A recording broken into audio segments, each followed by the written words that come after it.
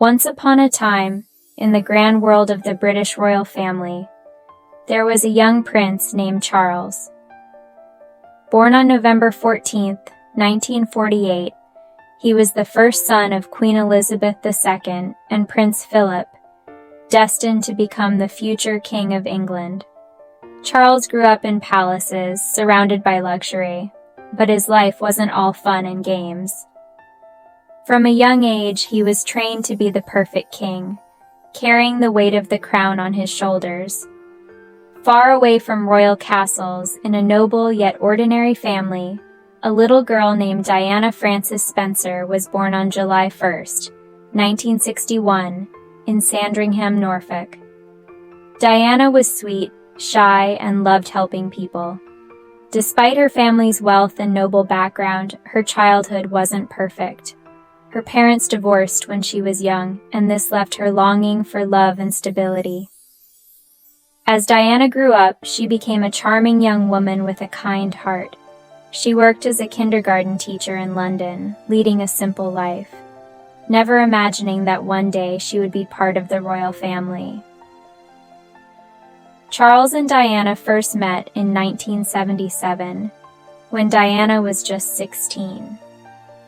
At the time, Charles was dating her older sister, Sarah. Diana later recalled that she thought Charles was a very sad man who needed love and care.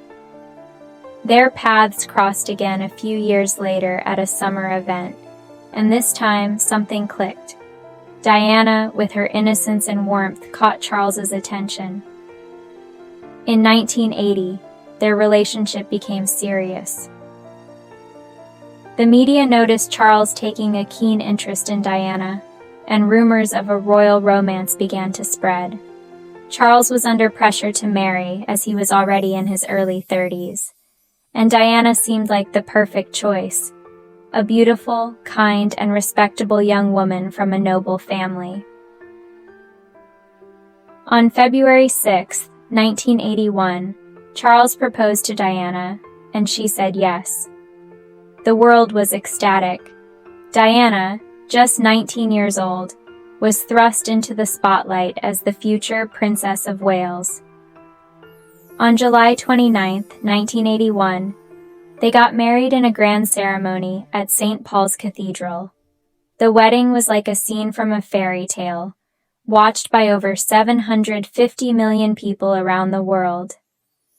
Diana looked like a true princess in her ivory silk gown with a 25-foot train, and the crowds cheered as the couple kissed on the balcony of Buckingham Palace.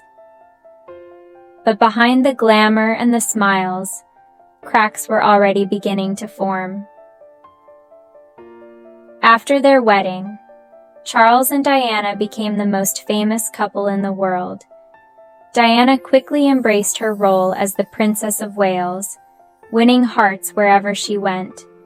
She became a fashion icon and a humanitarian, passionately working for causes like AIDS awareness and landmine victims. The couple had two sons, Prince William, born on June 21, 1982, and Prince Harry, born on September 15, 1984. Diana adored her children and was determined to give them a loving, normal upbringing, despite the pressures of royal life. From the outside, everything looked perfect, but inside the marriage, things were far from happy. Diana felt lonely and overwhelmed by the royal lifestyle. Charles, on the other hand, struggled to connect with Diana. They had very different personalities. Diana was emotional and expressive, while Charles was reserved and focused on his duties. What made things worse was the presence of another woman in Charles's life, Camilla Parker Bowles. Camilla and Charles had dated in the early 1970s, but their relationship didn't lead to marriage because she wasn't considered suitable for a future king. Despite this, Charles never truly let go of his feelings for her. As the years went by, Diana started to suspect that Charles's heart wasn't fully hers. She famously said in an interview, "There were 3 of us in this marriage, so it was a bit crowded." Charles's relationship with Camilla had never truly ended, and he continued to stay in touch with her even after marrying Diana. Diana found evidence of the affair: letters, gifts, and late-night phone calls. This shattered her trust in Charles, and their relationship began to crumble. Feeling hurt and betrayed, Diana struggled with her mental health and often felt trapped in her royal role. Diana didn't stay silent about her pain. In the early 1990s, she secretly collaborated on a biography, Diana, Her True Story, where she revealed the struggles of her marriage and the pressures of royal life. The world was shocked to learn about Charles's affair and Diana's loneliness. In 1995, Diana gave a groundbreaking interview to the BBC, where she spoke openly about Charles's infidelity and her own struggles with bulimia and depression. She admitted to feeling unsupported by the royal family, saying, "I was in love with him, but I was very let down."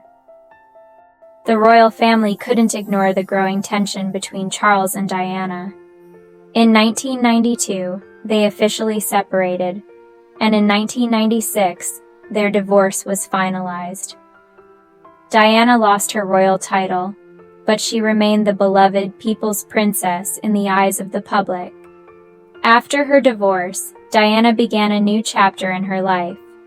She focused on her humanitarian work, becoming a global symbol of compassion and kindness. She also started dating Dodi Fayed, the son of a wealthy Egyptian businessman. But tragedy struck on August 31, 1997. Diana and Dodi were in a car in Paris, chased by paparazzi, when their driver lost control and crashed in a tunnel. Diana, just 36 years old, died in the accident, leaving the world in mourning. After Diana's death, Charles and Camilla slowly made their relationship public. Despite public criticism, they eventually married on April 9, 2005. Camilla became the Duchess of Cornwall, and over time the public's perception of her softened. Even today, Diana's legacy lives on. Her sons, William and Harry, continue her humanitarian work, keeping her memory alive. Diana's story is a reminder of the pressures of fame, the struggles of love, and the power of kindness.